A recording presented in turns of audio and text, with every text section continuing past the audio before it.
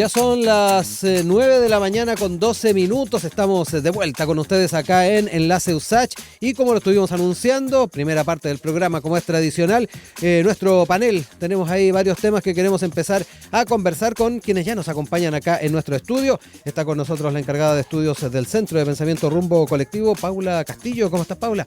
Muy buenos días. Muy buenos días, muchas gracias por la invitación. Y también está junto a nosotros el investigador del equipo de contenidos del Instituto Res Pública, Esteban Montaner. Lo mismo, Esteban, gracias por acompañarnos acá nuevamente. Muchas gracias, Rodrigo, y saludar a Paula también. Sí, Paula además en nuestro estudio haciendo estreno, porque había estado en conexiones telemáticas, pero hoy día ya está con nosotros en estudio. Oigan, varias cosas para empezar a conversar el día de hoy. Hoy en esta oportunidad, bueno, hemos estado siguiendo bastante lo que pasa en el oficialismo durante esta última semana, no solamente desde la perspectiva post primaria, sino que además en las estrategias en torno a la lista parlamentaria. Vamos a dejar un poquito de lado el oficialismo porque nos vamos a centrar un poco en lo que es la oposición y las posibilidades de ir estableciendo una lista competitiva con miras a las parlamentarias. Recordemos que desde el escenario de republicanos, de los libertarios, socialcristianos, ya se había anunciado ir con una lista parlamentaria aparte de lo que es Chile Vamos. Sin embargo, hay liderazgos, hay nombres que han estado planteando la necesidad de ir generando una alianza en este ámbito. En ese sentido, cito lo que ha planteado, por ejemplo, el diputado Diego Chalper, quien apuesta por avanzar en la unidad del sector, insistiendo en lograr un acuerdo con republicanos. Por otro lado, el presidente de Evópolis, Juan Manuel Santa Cruz, descartó una posible lista en común con el partido de José Antonio Kast, pero se abrió a acordar pactos por omisión, que es lo que además observamos en algunos municipios, o particularmente en algunas comunas, en las municipales del año pasado, donde hubo pactos por omisión en algunos de esos territorios. En ese sentido es bien importante ir viendo no solamente desde la perspectiva de la estrategia cómo se van abriendo estas oportunidades, pero también en lo que tiene que ver con los contenidos, lo que puede representar para Chile Vamos ir en una lista con sectores republicanos a la hora de pensar también en el electorado. Quiero entrar de inmediato en este tema y en esta oportunidad te voy a dar la palabra primero a ti, Esteban, para que me cuentes un poquito cómo observas estas posibilidades y si efectivamente hay agua en la piscina para avanzar en esto, tomando en cuenta las posiciones que ya habían asumido los aludidos republicanos, libertarios y socialcristianos. Sí, me parece que hay poquita agua en la piscina, porque al final uno a lo único es que ha visto como intentando impulsar realmente como partido, ¿no? Una lista única ha sido la UDI, su secretaria general fue bien enfática, María José Hoffman, aparte de RN, pero Evópolis, pese a que es el socio minoritario en esa coalición, desde el día 1 ha dicho que no tiene nada que ver con republicanos, que eventualmente uno podría pensar que si José Antonio Kast llega a pasar a segunda vuelta, no van a dar su apoyo explícito, y por lo tanto yo creo que hay poca agua en la piscina, además de que republicanos mismos ha dicho que ya tiene su lista, que las pretensiones de Chile Vamos de unidad es problema de Chile Vamos, digamos, y que por lo tanto yo creo que hay poca posibilidad de avanzar hacia ello. Y como estuvimos hablando, ¿cierto?, el último mes, los últimos 2 meses, solo del oficialismo, digamos, de los cuchillos largos que salieron ahí a propósito del triunfo de Janet Jara, que han sido muy hábiles en lograr cierta unidad, ¿no? Cierta unidad tanto tras su candidatura y una lista parlamentaria. Sí, hay expectativa de ir en una lista única, ¿no? Sí, porque además... ahora el tiro a la derecha, pero es interesante también señalar que, claro, el hecho de ir separables podría significar, por primera vez en la historia, al menos de la vuelta a la democracia, no ser mayoría en el Congreso. Entonces también eso para la izquierda podría ser muy duro. O sea, la Cámara de Diputados históricamente, con aliados más decentes, lo que sea, pero históricamente siempre han tenido cierta mayoría y eso podría haberse debilitado si es que no llegan a ir en una lista única. Mulet, que le fue muy mal, que él trataba de impulsar, tener una lista separada que podría haber hecho daño, probablemente ya cambió el discurso. Claro, porque vio que tampoco hay mucha agua en su piscina, digamos, particularmente. Y en el otro lado, hoy día ha empezado la primaria de la derecha. La derecha que decidió, o digamos la oposición, porque probablemente Jimena Rincón se ofendería si la tratamos de derecha, decidió no tener una primaria, digamos, legal y por lo tanto ir toda a primera vuelta, y esa va a ser la primaria de la derecha. Por lo tanto, hoy día nos vamos a sentar probablemente de aquí a noviembre, ¿no?, en esa elección, y Janet Jara en cierto sentido puede comer cabritas, digamos, también viendo cómo acá empieza una reestructuración que tiene que ver primero con ciertas si se quiere, sinceramiento, es decir, cuáles son las visiones de la derecha y por lo tanto cuáles son las eventuales alianzas del futuro, si eventualmente la UDI termina siendo absorbida por republicanos y Evópolis genera un polo de centro con RN y con demócratas y amarillos, por ejemplo. Eso yo creo que puede ser interesante. Y también va demostrando que la derecha tiene poca vocación en general de poder. Al menos en los últimos 30 años ha tenido más bien vocación se siente más cómoda en la oposición porque de alguna manera que hay algunos lobos solitarios da lo mismo, pero a la hora de tener que construir un proyecto político no solamente con cierta coherencia, pero sino que aspira a llegar al poder y quedarse en él o al menos administrarlo bien, vemos que esa voluntad no está.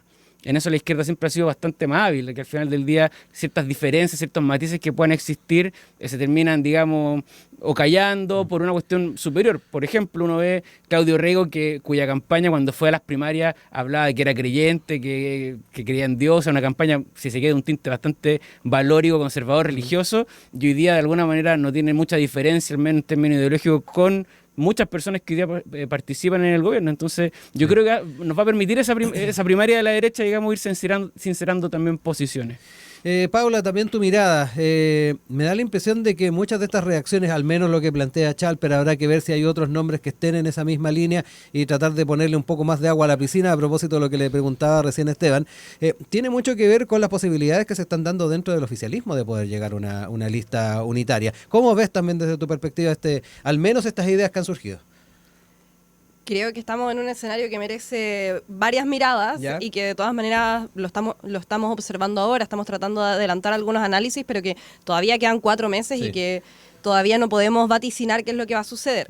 No obstante, después de los holgados resultados del domingo 29 de junio, lo que vemos es que todos han subido a la jaraneta. Y estos miedos que en algún minuto tuvieron algunas personas de derecha, de, oye, ¿por qué en las primarias de la izquierda se están pegando tanto? ¿Por qué tienen tantos desacuerdos entre sí? Si es que se supone que van a hacer una candidatura única. Me acuerdo que lo hablábamos en programas anteriores, de que eso es parte de lo normal de desmarcarse, cada uno tiene un proyecto político distinto, pero que se van a sumar en uno. Y aquí lo vemos que esos miedos fueron despejados a las 7 de la tarde de ese domingo y que desde entonces no solamente ha tenido un amplio apoyo, que lo marcan todas las encuestas de forma bastante transversal, sino que incluso han salido personas de la DC a apoyarla. Hace unos días salió la columna de Ignacio Walker. Como hemos visto el gran despliegue que ha tenido y que el escenario que le está planteando a la derecha ahora es de que efectivamente cuando lleguen a primera vuelta esa va a ser su primaria. Ante la incapacidad de ponerse de acuerdo para haber tenido la primaria legal, van a tener una primaria de facto, donde van a tener que medir fuerzas entre al menos las 3 derechas, o quién sabe cuántas más atomizaciones podemos tener de aquí a 4 meses más, y quién va a ser finalmente que le pueda hacer el peso a Jara con este apoyo que si sigue como va a poder entrar holgadamente a la papeleta para la segunda vuelta. En ese sentido, yo creo que cabe preguntarse un poco cuál es la estrategia que está siguiendo cada una de las derechas, porque después de los resultados de las elecciones municipales pasadas, uno pensaría de que la derecha tradicional, Chile Vamos, no tendría la necesidad de ir en un pacto con republicanos, o sea, no tuvo que ir en un pacto formal con ellos y aún así sacaron resultados bastante destacables, mucho mejor que incluso la lista unitaria de la izquierda.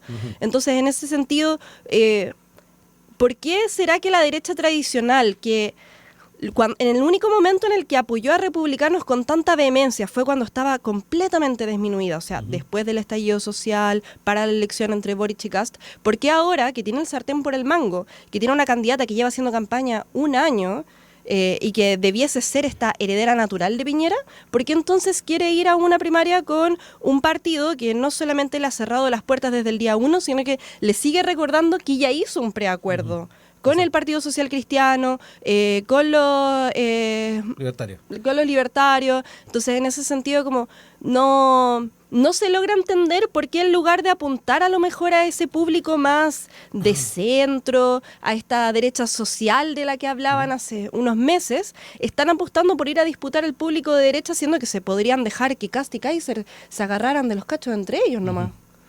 Esteban, tomando un poco también lo que plantea Paula, el tener el ejemplo de la municipal debiese ser suficiente para quienes al menos estén pensando en una lista conjunta, tal vez desechar la posibilidad. Lo decía Paula, hubo buenos resultados, ¿por qué no repetirlo? Sí, a ver, me parece que Claro, también vamos a ir viendo cómo esto se va de alguna, porque la derecha debería estar en un proceso, si se quiere, de reconstrucción, ¿o no?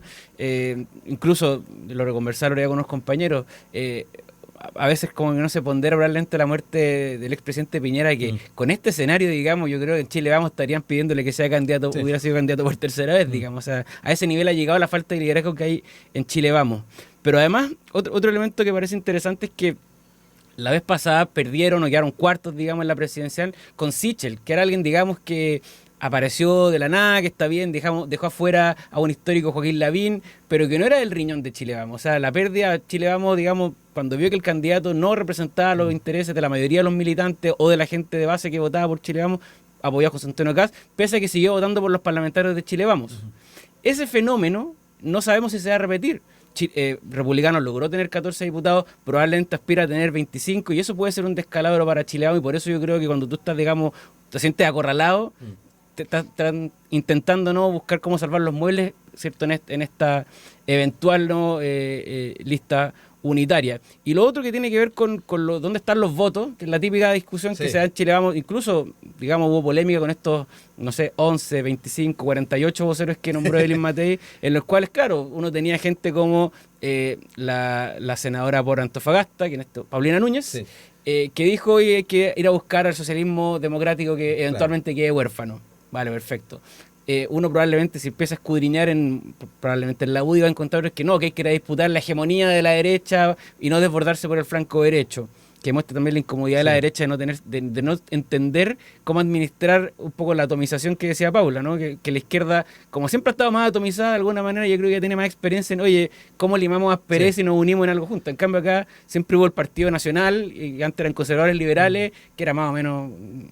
Uno era más religioso que el otro y punto, digamos, no había mucha diferencia. Se transformó en RN-UDI. Efectivamente, entonces ahora esta diferenciación ha generado mucho conflicto, pero cuando también uno mira ya dónde están los votos, se ha celebrado con mucha fuerza en Chile Vamos, por ejemplo, el apoyo de Jorge Burgos, de Mariana Elwin, gente que me parece muy valiosa, pero cuando uno mira los resultados de por ejemplo, las municipales a propósito, los resultados de Demócrata o de Amarillo o de ese mundo son bastante paupérrimos. Entonces no sé si hay tanto voto.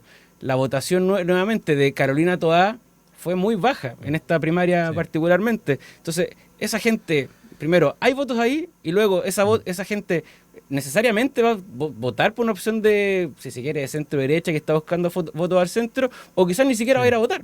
Entonces también ahí yo creo que estamos un poquito en la incertidumbre porque además nuevamente la primera elección presidencial con voto obligatorio desde el año 2009, la elección de Piñera con Frey, ¿no? Sí. Paula, obviamente ahí te dejo espacio para hacer los contrapuntos, pero ahí también me queda surge la duda si es que efectivamente estamos sobreestimando el centro en nuestro país. Que de repente uno observa lo que fue en su momento las miradas de centro izquierda de la democracia cristiana, también otras miradas que se daban cuenta como centro a la hora de presentarse políticamente, pero da la impresión de que de repente estamos sobreestimando el alcance que puede tener este electorado. Creo que las circunstancias en las que están ahora deberían plantearnos en general, no solamente como las estrategias de los equipos políticos, sino que como al debate público de que a lo mejor el eje, como el clivaje que había en el 2021 de como los derechos sociales versus el orden de la izquierda versus la derecha, ya no es tan atractivo para la persona de pie, para este votante que tiene que ir forzadamente, si no le llega una multa. De alguna forma vemos que esta política o esta lógica como de la identificación con un candidato, de seguir castigando a la política tradicional, está presente y lleva presente desde hace muchos años, y parece que todavía como el mundo político no logra acomodarse a esta lectura. Entonces, en ese sentido, claro, la estrategia de Jara de mostrarse como esta candidata del pueblo, que, bueno, primero lo es, pero de explotar eso y usarlo también como una forma de presentarse políticamente ante las personas, le rindió frutos. Y en ese sentido también es una estrategia similar desde un punto de vista distinto, pero que también han querido ocupar otros personajes políticos, incluso de la misma ultraderecha, de ser como los outsiders. Entonces, de alguna forma, todavía se sigue valorando a las personas que no tienen necesariamente una trayectoria política de representación demasiado larga, pero sí que pueden hablar en contra de la élite. Algunos se desmarcan como Jara, otros no se desmarcan, por ejemplo, como Kast. Pero creo que el clivaje, más que de derecha o izquierda, está precisamente en cómo las personas se sienten representadas y que de alguna forma lo que le dice a la persona que está delante le hace sentido, dice, ya, sí, yo creo que es una persona que puede representar mis necesidades, que va a responder a ellas, que va a tener una serie de políticas públicas que sean entendibles. O sea, porque claro, aquí nosotros podemos hablar de políticas públicas y en términos así, pero para la ciudadanía no le vas a decir, no, es que el programa de gobierno tiene estos 5 ejes, con esto, no, o sea, tiene que ser mucho más sencillo, mucho más al hueso, y en ese sentido creo que la clave en la cual se tienen que mover tiene que cambiar, de lo contrario como vamos a seguir teniendo resultados hasta cierto punto inesperados, pero no porque realmente sean inesperados, sino porque no estamos sabiendo leer la forma en la que hay que moverse en el clivaje actual que está esperando la ciudadanía y conforme al cual vota este votante forzado, por así decirlo. Está. Sí, no, y eso también, un poco en esa misma línea, para mí por lo menos explica también la presencia o la fuerza con la que se sigue manteniendo Franco Parisi. O sea, Franco Parisi, la elección pasada, no pisó Chile. Sí. El tema de la pensión de alimentos, o sea, una cantidad de escándalos que en algún momento también estuvo medio acusado de acoso sexual, una cantidad de escándalos y aún persiste un 10%. Y uno dice, ¿por qué? Probablemente, primero, porque es outsider, probablemente en términos de lo que es la representación partidaria, ¿no? No me parece que un ingeniero comercial que hace clase en Estados Unidos sea muy, digamos, fuera de la elite, pero al menos outsider de lo que tiene que ir representación partidaria. Y tiene otro elemento que también me parece que es muy atractivo, que es el rey de lo concreto. No empieza, digamos, como vamos a defender tu libertad y tu propiedad, como digamos, como eslogan así de principio, como pensando en una candidatura muy de derecha. Va a lo concreto, al impuesto particular, se preocupa de ciertos temas, probablemente en su campaña anterior, la seguridad y el tema de la migración, o sea, lo que explica, digamos, que haya salido segundo en Antofagasta, por ejemplo, y con muy buenos resultados en Atacama. Entonces también eso me parece que ahí también hay algo que vamos a ver también cómo se comporta ese votante, porque si uno suma, por ejemplo, en la encuesta a Evelyn Matei, a José Antonio Kast, a Kaiser, que se ha dicho, ¿cierto?, las tres derechas, y le suma, haciendo el ejercicio aritmético que obviamente no es preciso, el 10% de Parisi, primero no da el 50%, y segundo, ese votante es peculiar, no es un votante que creo históricamente haya votado por la derecha, probablemente muchos de esos votantes votaban por la izquierda, da lo mismo. Entonces, ese tipo de fenómeno un poco, no quiero decir a políticos, porque son políticos, pero con un perfil distinto, con un perfil outsider concreto, me parece que también hay los partidos más tradicionales, digamos, no están sabiendo leer muy bien. Por eso todos se sorprenden que de repente en una encuesta aparece Evelyn Matei empatada con Franco Parisi. Sí. No me quiero ni imaginar cómo estuvo esa reunión post-encuesta en ese comando. Oye, Paula, a propósito de lo que dice Esteban, obviamente hay que mirar con atención los fenómenos que se están dando a nivel electoral en el país, pero también tener cuidado con los principios que hay detrás de cada una de las coaliciones, me imagino, porque tampoco podemos seguir al pie de la letra ciertas recetas, ¿no? A propósito de lo que estaba hablando de la figura, por ejemplo, de Parisi. No, claro, o sea, creo que ahí, y lo hablábamos a lo mejor en programas anteriores, el hecho de que Jara haya llegado por medio de una primaria legal y que también ver no solamente cómo se está sosteniendo, ya lleva 2 semanas marcando muy bien en las encuestas, cada día aumenta más, cada día tienes más apoyos políticos, también demuestra el valor democrático que tiene per se que ella haya sido elegida por medio de este mecanismo, que de alguna forma tiene un respaldo ciudadano, no solamente el respaldo partidario, sino de que también ahora es oficialmente la continuadora de este gobierno, es la cara visible de la centroizquierda y de la izquierda y buscando también ampliar aún más esa coalición, a lo mejor llegar al centro. Entonces, en ese sentido, creo que ahí también algo interesante de que se le destaca tanto a ella o incluso también a otros candidatos de su carisma, de su capacidad de explicar las cosas sencillas. Creo que la diferencia fundamental de Jara, más allá de la militancia política, está precisamente en que por medio de ese carisma lo que hace es defender también un mensaje profundamente democrático, de que ella ha construido también una carrera que le ha permitido poder llegar a pretender ocupar el lugar de la presidencia, de que cuenta también con la formación necesaria, con el respaldo ciudadano, con el respaldo de partidos, y que también ahora ha mostrado también dar señales de esa amplitud política necesaria. Ayer sumó a Izaguirre a su equipo, entonces está dando todas las señales también que en política son necesarias para demostrar esa capacidad de gobernar y de poder generar esos amplios acuerdos que también ya lo vimos desde los procesos constitucionales fallidos. De las cosas que más aprecia la ciudadanía es la capacidad de los políticos de dejar de lado algunas posturas más extremas en pos de llegar a esos acuerdos, que es muy distinta de la postura que están teniendo los libertarios, la ultraderecha, la derecha tradicional, de que al final parece que cada uno se marca más en su trinchera. Y que sobre todo también estos outsiders, o sea, que ni siquiera hacen una política dentro de Chile, se ven cada vez más apartados de lo que podría ser esta figura, a lo mejor incluso más empática o más conectada con la realidad, que si bien muchos, por ejemplo, le han podido criticar al presidente Boric, es también lo que están rescatando y por una de las razones por la cual también están votando por Jara. Ya son las 9:32. Brevemente, quiero también hacer mención a lo que ha sido los planteamientos al menos del comando de la candidata Matei. Parece que la tuvieran más clara, porque están planteando el poder centrar esta negociación parlamentaria en lo que denominaron zonas binominales para efectivamente tener suerte de pactos por omisión, solo en donde haya 2 representantes para la Cámara Alta, por ejemplo. ¿Cómo ven también ese elemento para también ir cerrando este tema? Sí, me parece que eso es lo que va a terminar pasando. O sea, creo que no creo que lleguen a una posición tan obtusa de, digamos, oye, no, aquí no vamos a conversar y vamos a ir todos los candidatos que tengan que ir en todas partes, digamos. Porque al final del día se ha demostrado, digamos, desde que tenemos voto voluntario, esto cambia hoy día, no, pero voto voluntario, y un sistema de partidos mucho más fragmentado en el Congreso, que tener de alguna manera bancada sólida importa. No solamente, digamos, en términos de que, oye, quieras frenar las cosas que hace el oficialismo, sino que también en términos de la negociación política. Sí. O sea, la capacidad de llegar a acuerdos cuando son 22 partidos es mucho más difícil que cuando son la mitad, 10, por ejemplo.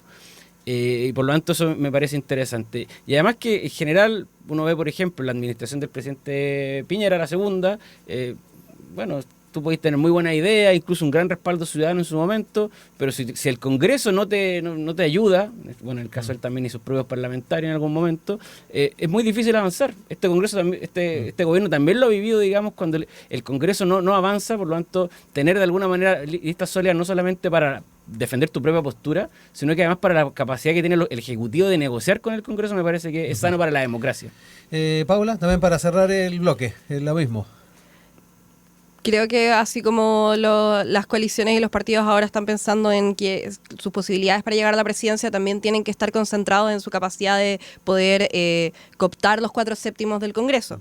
En ese sentido, me imagino que alguna lectura estarán haciendo respecto más de la disputa ideológica de la derecha. Creo que algo que le duele mucho a Chile Vamos es cuando Republicanos le dice que no es una verdadera derecha. Y parece ser que de repente actúan más del orgullo que por estrategia política. Si llega a haber una lista única, que la verdad yo no creo, la derecha no ha demostrado en ninguna de las instancias fundamentales que tiene la capacidad de organizarse o que le interesa siquiera generar una alianza más grande y como duradera, más allá a lo mejor de un punto específico. Creo que demostraría el punto de que finalmente entre Matei, Kast y Kaiser no hay tantas diferencias. Parece que no tienen tantas diferencias en cuanto a la pena de muerte, en cuanto a Bukele, en cuanto a la guerra comercial internacional. Y creo que eso hablaría más mal de Chile Vamos incluso que de las ultraderechas. Son las 9:39. Estamos en plena conversa aquí en el intermedio de nuestro panel del día de hoy. No nos falta de qué conversar sin ir más lejos. Estamos hoy día con Paula Castillo, encargada de estudios del Centro de Pensamiento Rumbo Colectivo, y con Esteban Montaner, investigador del equipo de contenidos del Instituto Res Pública. Vamos a cambiar de tema y nos vamos a quedar en esta información que golpeó de alguna manera la pauta informativa del día de ayer y que tiene que ver con este anuncio desde los Estados Unidos. Donald Trump anuncia entonces este arancel del 50% al cobre, algo que obviamente enciende las alarmas en nuestro país. También contempla otro de 200% para productos farmacéuticos si sus fabricantes no se instalan en Estados Unidos. Es parte de lo que surgió al alero de esta instancia, esta reunión, en que efectivamente se dio cuenta entonces de estos caminos a seguir en torno a los aranceles. Y bueno, obviamente en Chile se mira con atención. Recordemos que nuestro país es el mayor productor del mundo de este metal, y según el último informe del Banco Central, la economía chilena tuvo un importante impulso en mayo gracias precisamente frente a una mayor extracción de cobre. En ese sentido, es bien importante ir observando las posibilidades en torno a esta situación. Recordemos que también hay que mirar el escenario que se tiene con otro gigante, que es China, donde también tenemos relaciones importantes, incluso mayores que con Estados Unidos. En ese sentido, también quiero sumar las miradas que se han estado planteando desde otros sectores y particularmente lo que ha hecho ver Máximo Pacheco. Él dice que Estados Unidos va a seguir necesitando cobre y Chile va a seguir estando disponible, pero es bien importante ver cuáles son las estrategias que vamos barajando de aquí en adelante, tomando en cuenta de que tuvimos recientemente esta cumbre de los BRICS en Brasil y donde se están explorando nuevas formas de generar relaciones y comercio. Parto de inmediato a comentar con ustedes esta información que obviamente está en desarrollo porque hay que ir manejando las estrategias, pero Paula, sin duda golpea en una primera instancia, pero hay que ver el contexto amplio porque posibilidades se siguen abriendo. Sí, primero, no es novedad este tipo de anuncios informales, porque también hay que ponerle un poco de paño frío a la situación. Esto no es un anuncio formal, no se ha notificado a Cancillería, no ha habido ningún comunicado propiamente tal. A veces da pie atrás también Trump en sus aranceles. Sí, no es la primera vez. De hecho, en febrero se había anunciado un arancel del 25% para el cobre, que hasta el día de hoy no se ha materializado porque siguen negociaciones. Y creo que ahí hay varios puntos interesantes que hacer. Primero, ayer el COMEX de Nueva York anunció que el precio de la libra de cobre había subido un 11%. Así que justamente en esta ocasión efectos negativos, al menos en el precio del cobre no tuvo, y que creo que eso demuestra un segundo punto de que esto lo que hace más bien es como desestabilizar tanto el comercio internacional como también el multilateralismo. O sea, aquí estamos viendo una estrategia que lo que hace es tratar de poner a los países, tanto a las grandes potencias como también a los países más pequeños como nosotros, contra la pared, de decir que tienen que sentarse a negociar, pero ya no dentro de un bloque político, sino que tienen que entrar a negociar uno a uno. Lo cual es curioso porque también Trump había dicho de que no tenía la capacidad de negociar con 200 países. Bueno, para eso están los organismos internacionales, para eso están como las distintas alianzas, pero que reniega. Y que creo que aquí harto se ha evaluado un poco como de la contradicción en las políticas, en la política industrial y comercial de Estados Unidos. Y creo que aquí, si bien hay que poner paños fríos, no hay que a lo mejor todavía entrar en pánico, en alguna alarma, empezar a tomar medidas, sí creo que no hay que dejar de mirar el porqué y que hay una estrategia política detrás de Trump de querer desestabilizar, de querer destruir un poco estas relaciones multilaterales que han ido construyendo los países y de mantener un control por vía de obligar a los países a negociar solamente con él, y que la verdad de política industrial no se ve mucho detrás de esta decisión de los aranceles, sino más bien una decisión política de castigar a los países que no piensan como él. Y eso es lo que nos pone en un escenario geopolítico tan difícil. Pero como no es el primer anuncio, también los países cada vez tienen una mayor capacidad de irse adaptando, de prepararse un poco para estos anuncios. O sea, ya volvió a correr el plazo para las negociaciones hasta el 1 de agosto. Puede ser que lo vuelva a correr, porque lo corrió como 4 o 5 veces en los últimos meses. Entonces creo que más que alarmarse, hay que también mirar y ver cómo tanto nuestro país como también los otros países y las alianzas pueden irse moviendo en este escenario que constantemente se está desestabilizando por estas decisiones contradictorias e incluso irresponsables financieramente que está tomando Estados Unidos. Esteban, también tu mirada respecto a este anuncio, obviamente dando cuenta de las posibilidades que se pueden ir abriendo en otros mercados. Yo mencionaba el BRICS, en su momento también Donald Trump estaba amenazando a quienes estrecharan lazos con esta instancia, pero también me interesa saber cómo lo observas tú. Sí, a ver, como cualquier cosa que hace Donald Trump en general, yo creo que hay que tomarlo con calma, ¿no? Tomarse un tecito, verlo de forma tranquila, porque efectivamente muchas veces la bravuconada sigue a una serie de medidas que van bajando esto en concreto. Primera cosa. Segunda cosa, esto al final del día, algunos lo tratarán de llevar hacia Chile, porque claro, Chile es uno de los principales, o si no el principal productor de cobre del mundo, pero es un engranaje más, digamos, una cuestión mucho más amplia que está viendo Donald Trump. ¿Por qué? Porque muchos de Chile tampoco es que tenga una gran industria de procesamiento de cobre.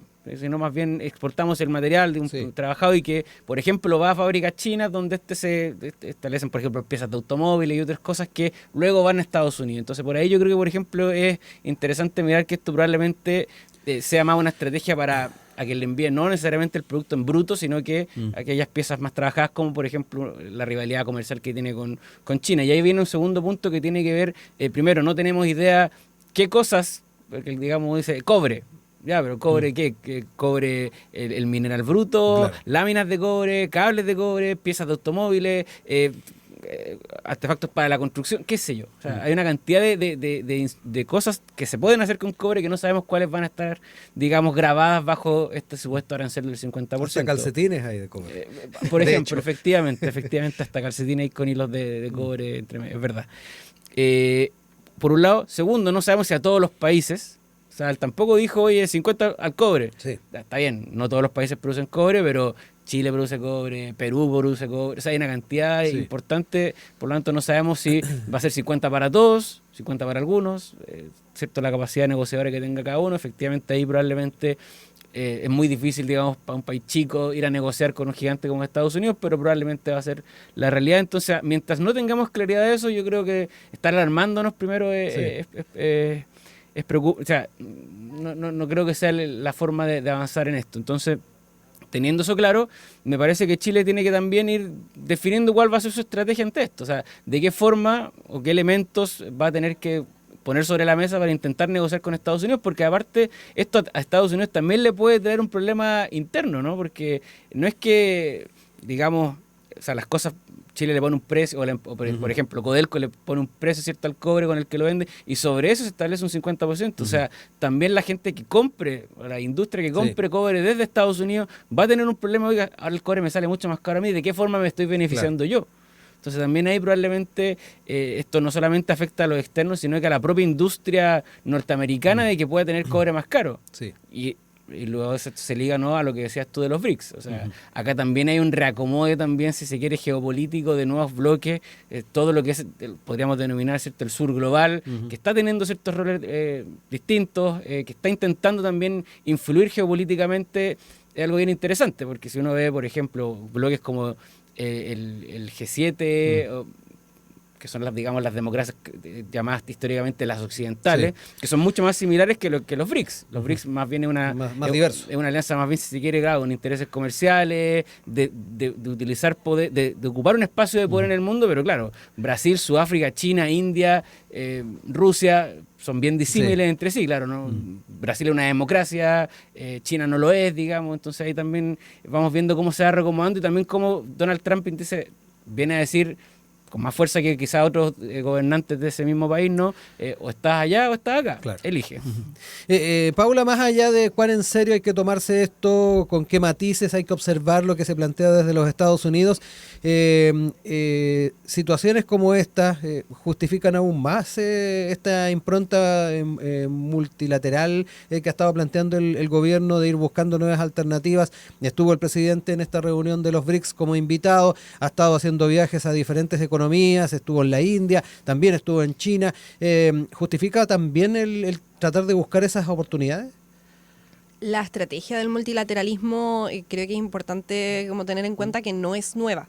Es algo que Chile ha tenido tradicionalmente y que incluso con gobiernos de otros colores políticos se ha mantenido. Entonces, hay quienes reniegan en todo caso ahora. A propósito de conversar con los BRICS, por ejemplo. Y que creo que ahí hay una cuestión más ideológica que nuevamente se repite, creo que esta ultraderecha que admira las políticas de Trump, las mismas también políticas comerciales de Milei, tiene más que ver con una cuestión ideológica que de pragmatismo tanto comercial como internacional. O sea, en ese sentido, a lo mejor solo como para entender un poco cuál es el tamaño que tiene Chile en esta discusión. Según la Agencia Internacional de Energía, del 100% de la producción de cobre en distintos tipos de productos en el mundo, el 44% lo proporciona China.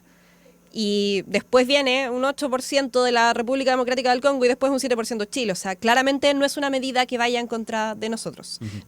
Lo mismo con las farmacéuticas. El punto está en atacar a India. Sí. Entonces, claro, darnos por aludidos, ir, pescar el teléfono y llamar, como no tiene mucho sentido, porque ¿para qué nos vamos a poner el poncho si no era para nosotros? Ahora bien, sí hay algo interesante y que rescato de lo que decía Pacheco. Según la Agencia Geológica de Estados Unidos, el 70% del cobre que ellos adquieren viene de proveedores chilenos. Por tanto, claro, y creo que el punto ahí está en cómo se utilizan los aranceles.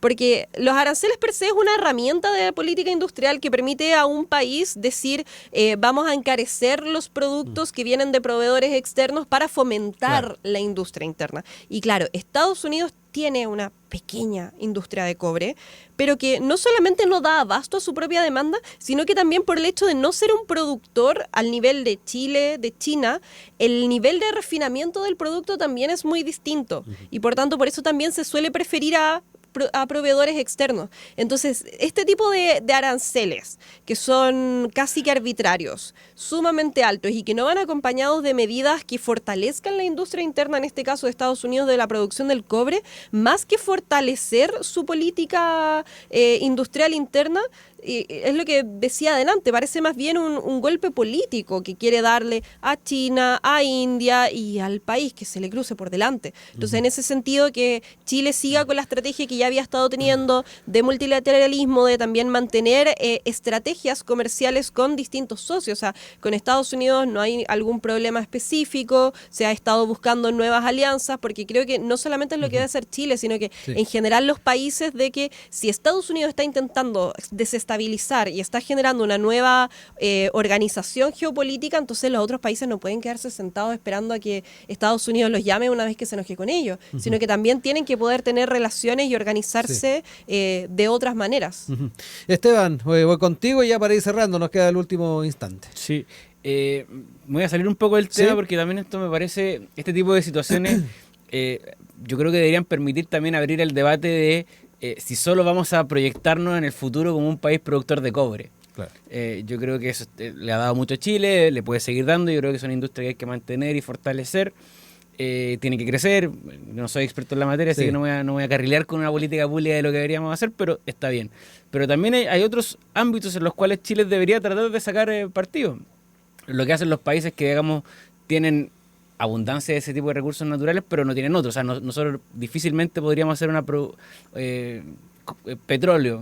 Habrá una ínfima cantidad de petróleo en Chile, pero la capacidad, por ejemplo, de producir comida que tuvieron en su momento los argentinos, probablemente tampoco, tenemos un terreno más bien difícil, pero sí podemos ir buscando estrategias que tengan que ver con temas de innovación, por ejemplo, de creación de tecnología. O sea, países pequeños y más bien pobres en recursos naturales como Corea, como Israel, generaron políticas que de alguna manera les permitieron, digamos, salir de la pobreza mediante, digamos, diversificar su matriz productiva.